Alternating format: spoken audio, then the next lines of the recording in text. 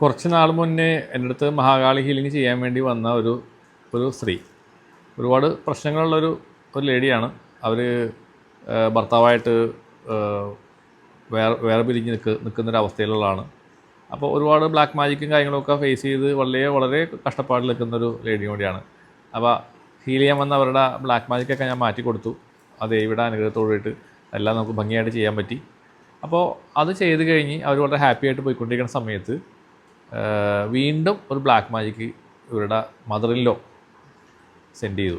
അപ്പോൾ അവർക്കറിയാം മദറിൻലോണ് ചെയ്യണമെന്നുള്ളതൊക്കെ വ്യക്തമായിട്ട് അറിയാവുന്നതാണ്. അപ്പോൾ എൻ്റെ അടുത്ത് വന്നപ്പോൾ ഞാൻ നമ്മളുടെ സാധാരണ എല്ലാവർക്കും പറഞ്ഞു കൊടുക്കുന്നൊരു 2-3 കാര്യങ്ങളുണ്ട്. ഞാൻ ഓപ്പണായിട്ട് ഇവിടെ ഞാൻ പറഞ്ഞിട്ടുള്ളതാണ്. ഓം കാളി മഹാകാളി എന്നുള്ള മന്ത്രം ജപിക്കാനായിട്ട്. അത് നമ്മൾ യൂട്യൂബിൽ ഞാൻ പറയാറുണ്ട്, ക്ലയൻസിനോടും പറയാറുണ്ട്, ഓം കാളി മഹാകാളി എന്നുള്ള ജപിക്കാൻ.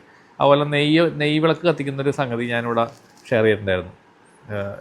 ചിരാതിൽ നെയ്യ് വിളക്ക് കത്തിച്ച് വെക്കുന്ന പരിപാടി. അപ്പോൾ ഞാൻ പറയുന്ന എല്ലാ കാര്യങ്ങളും കൃത്യമായിട്ട് ചെയ്യുന്ന ആളുകൂടിയാണ്. ഇത് വന്ന സമയത്ത് രാത്രിയായപ്പോൾ ഇവർക്ക് ഭയങ്കര സംഭ്രമം ഉണ്ടായി. ഇവർ ഉടനെ തന്നെ നെയ്യ് വിളക്ക് എടുത്ത് കത്തിച്ചു.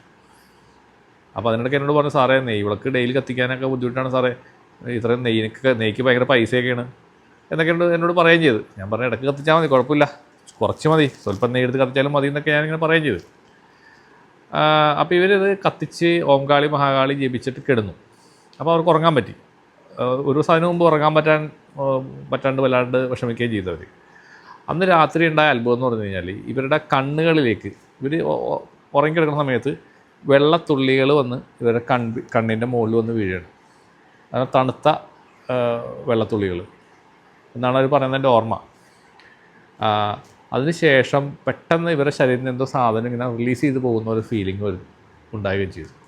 പിറ്റേ ദിവസം കാലത്ത് കഴിഞ്ഞപ്പോൾ ഇവർക്ക് ഒരു കുഴപ്പമില്ല, സംഭ്രമമില്ല, ഒന്നുമില്ല. ബാധ റിലീസായി പോയത് അവർക്ക് വന്നിട്ട് മനസ്സിലാക്കാൻ പറ്റും. കാരണം എൻ്റെ അടുത്ത് വന്ന് ഹീലിംഗ് ചെയ്തപ്പോൾ 1 മണിക്കൂറിനുള്ളിൽ തന്നെ ബാധ റിലീസായി പോയത് അവർ എക്സ്പീരിയൻസ് ചെയ്തതാണ്.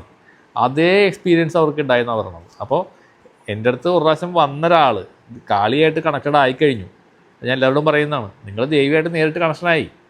പിന്നെ നിങ്ങൾ പ്രാർത്ഥിച്ചു കഴിഞ്ഞാൽ ദേവി നിങ്ങളെ സഹായിക്കാൻ വരും. എൻ്റെ അടുത്ത് രണ്ടാമത് ഒരു ആവശ്യമില്ല ആക്ച്വലി.